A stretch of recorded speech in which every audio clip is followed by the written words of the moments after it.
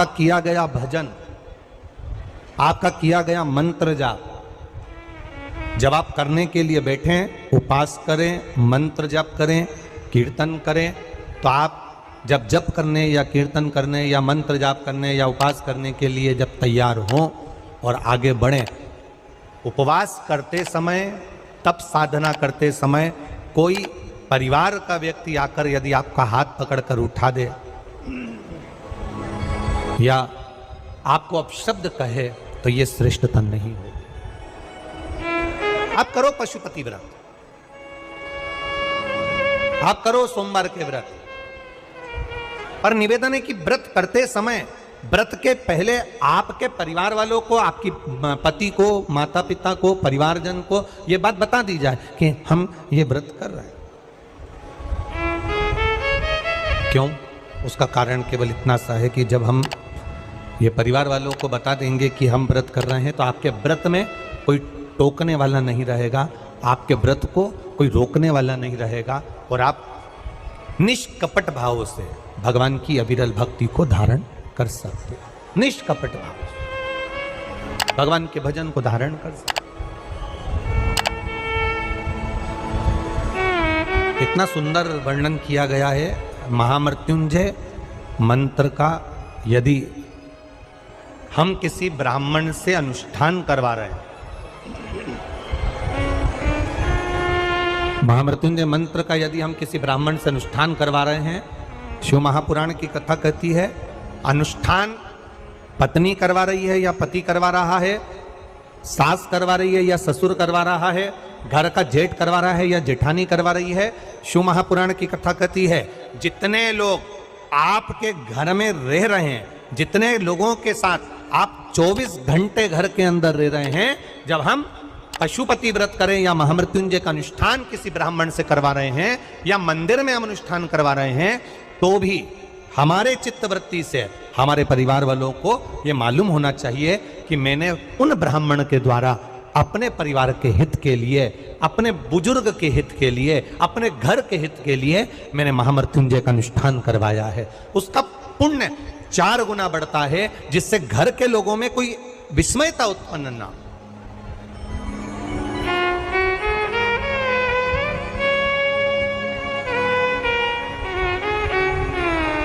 हमारे भीतर कोई विस्मयता उत्पन्न ना हो, हमारे मन के भीतर कोई भेदभाव उत्पन्न ना हो। और हम तो यहां तक कहेंगे, आप अगर शंकर जी के मंदिर में जा रहे हो, 1 लोटा जल चढ़ा रहे हो, शंकर जी के मंदिर में पहुंचकर 1 लोटा जल समर्पित कर रहे हो, तो भी आपके घर के लोगों को मालूम होना चाहिए कि ये पास वाले शिव मंदिर में गई है, मेरे पास के मंदिर में मेरा घर का बच्चा शंकर जी को जल चढ़ाने गया है, मेरा पति पास के मंदिर में शंकर भगवान को जल समर्पित करने के लिए गया है। ये घर के लोगों को ज्ञात होना चाहिए।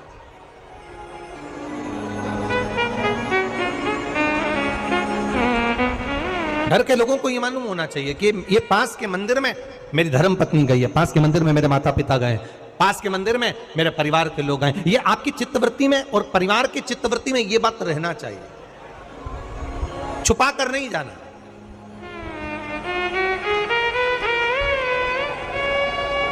छुपा कर भगवान के मंदिर में नहीं जाना, छुपा कर पशुपति व्रत नहीं करना। महाराज, शिव महापुराण की कथा वर्णन करती है कि आप भगवान का अगर कोई व्रत, कोई साधना, कोई नियम ले रहे हो, माना आपने कोई व्रत करा, कोई करी, पर घर के लोगों को वो ज्ञात होना चाहिए कि ये मंदिर तक जा रही है, ये पशुपति व्रत कर रही है, आराधना कर रही है। आज माता पार्वती जी ने शिव जी के सम्मुख में ये बात कह दी कि मैं एकांत में जाकर भगवान का तप करना चाहती हूँ और एकांत में बैठकर तप करना चाहती हूँ, और उस तप का जो पुण्य है वो आपको देना चाहती हूँ। शंकर भगवान ने तुरंत माता पार्वती जी से कहा, सुनो जगत जननी, सुनो जगदम्बा, सुनो पार्वती, आप तप करो, मना नहीं है, आप साधना करो, मना नहीं है, आप आराधना करो, मना नहीं है, और आप सोचो कि आपकी करी गई तप साधना का पुण्य आप मुझे दे दो, तो भगवान तुरंत कहते हैं, पार्वती जी मुझे आपके तप साधना का पुण्य नहीं चाहिए, आप अपना पुण्य अपने पास में रखो, हमें आपका पुण्य नहीं चाहिए। अभी तक जितनी शिव महापुराण की कथा हुई उस कथा में आज तक ये बात नहीं निकली जो आज आप लोगों के बीच में इस भोपाल नरेला विधानसभा में जो कथा चल रही है इसमें ये कहना चाह रहे हैं। बड़ा ध्यान लगाकर सुनना। आप अगर 5 महीने तक, 6 महीने तक, 3 महीने तक, 2 महीने तक, 15 दिन, 20 दिन, 1 महीना, 1 साल, 2 साल, 8 साल, 4 साल अगर आपने शंकर भगवान को जल चढ़ाया है तो शिव महापुराण की कथा यहाँ तक कहती है कि आपके घर में अगर कोई व्यक्ति बहुत दयनीय स्थिति में पड़ा हुआ है, हॉस्पिटल में पड़ा हुआ है, कोई तकलीफ में पड़ा हुआ है, कोई कष्ट में पड़ा हुआ है, तो आप जब भगवान शिव को जल समर्पित करो तो बाबा से ये विनती कर कर भी जल समर्पित कर सकते हो कि मेरे परिवार का एक व्यक्ति, उसका ये साथ में ये हो गया और वो हॉस्पिटल में पड़ा, उसका नाम ये है, गोत्र ये है। बाबा हमने जो तप साधना करी है, हमने जो इतने महीने तक आपको जल समर्पित करा है, हमने जो बेलपत्र समर्पित करी है, मेरे बाबा आज स्वीकार करना। और जो हॉस्पिटल में पड़ा है, जो कर्जे में लदालूम पड़ा है, जो तकलीफ भोग रहा है, ऐसी कृपा करना बाबा कि मेरे 2 महीने जो मैंने जल चढ़ाया है उस चढ़ाए गए जल का पुण्य मैं उसके खाते में देती हूं और उसको ठीक कर देना। यह पुण्य का भाग है।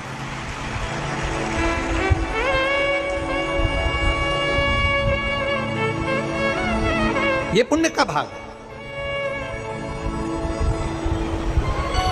आप अपना पुण्य भी किसी जीव के कल्याण हेतु दे सकते हैं।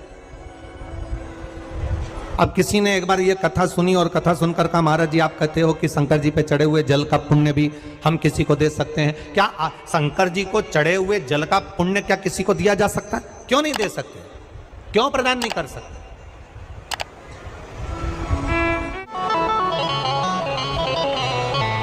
एक पुण्यता अपने भीतर एक विचार फिर करिएगा। बड़े बड़े सावधानी की कथा है। आप लोग सोचो कि यह कथा यहाँ से सुनी, यहाँ से निकाल दी, बच्ची को चीती कपड़े में झटकार दी। यहाँ कथा अगर सुनने के लिए आए हो तो थोड़ा दिल लगाकर सुनना, मन लगाकर सुनना। हो सकता है एलईडियाँ थोड़ी बंद चालू हो, मना नहीं है, पर माइक की व्यवस्था आपके पास में है तो दिल लगाकर सुनो।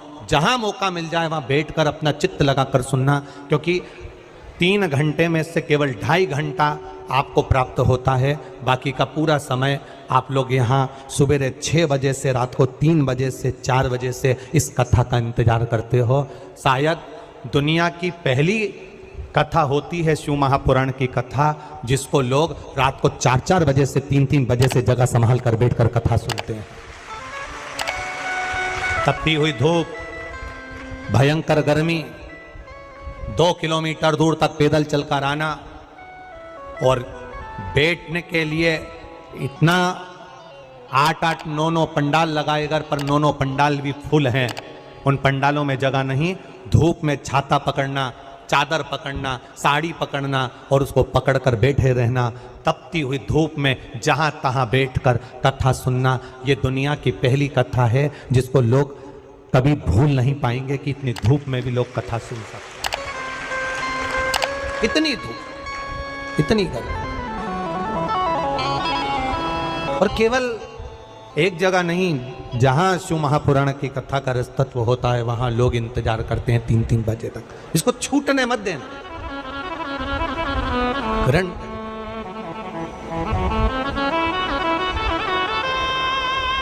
शादी में गए हो, 500 का लिफाफा दिया है तो भोजन कर कर जरूर जाना। और कथा में धूप में चलकर आए हो तो भले आधे घंटे की सुनना, पर कथा में दिल लगाकर जरूर जाना। दिल लगाकर जाना, चित्त लगाकर। आप अगर 1 लोटा जल भगवान शिव को समर्पित कर रहे हो, आप एक बेलपत्र भगवान शंकर को समर्पित कर रहे हो, आप एक शमी का पत्ता भी भगवान शंकर को समर्पित कर रहे हो, आप भगवान शंकर का पंचानंद स्नान करा रहे हो, आप भगवान शंकर के मंदिर का शिखर दर्शन कर रहे हो, आप भगवान शंकर के मंदिर में जाकर झाड़ू लगा रहे हो, पोछा लगा रहे हो, सफाई कर रहे हो, तो भी तुम्हारी चित्तवृत्ति में रहना चाहिए कि जब किसी पर दुख की घड़ी आए, किसी पर तकलीफ आए, किसी पर कष्ट आए, हमारा करा गया पुण्य हम उसके खाते में दे सकते हैं। हम अपने पुण्य को दूसरे के खाते में प्रदान कर सकते हैं।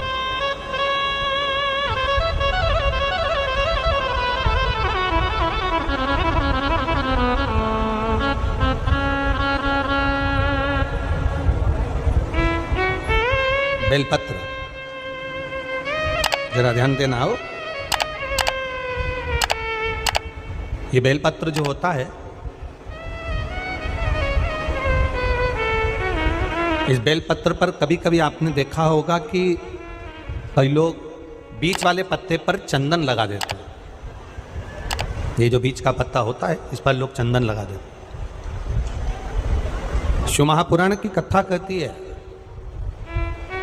अगर भूलवश भी अनायास आपके पास बेलपत्र भी नहीं है, शिव जी का चढ़ा हुआ बेलपत्र भी अगर आपने उठा लिया और उठाकर उस बीच वाले पत्ते पर एक चावल का दाना रखकर भी आप भगवान भोलेनाथ को समर्पित कर रहे हो, तो ये समझ लेना कि तुमने महीना, 2 महीना, 4 महीना, 6 महीना, 8 महीने में, हम तो हमेशा कहते आए हैं, आज फिर कह रहे हैं, 1 महीना पूरा हो जाए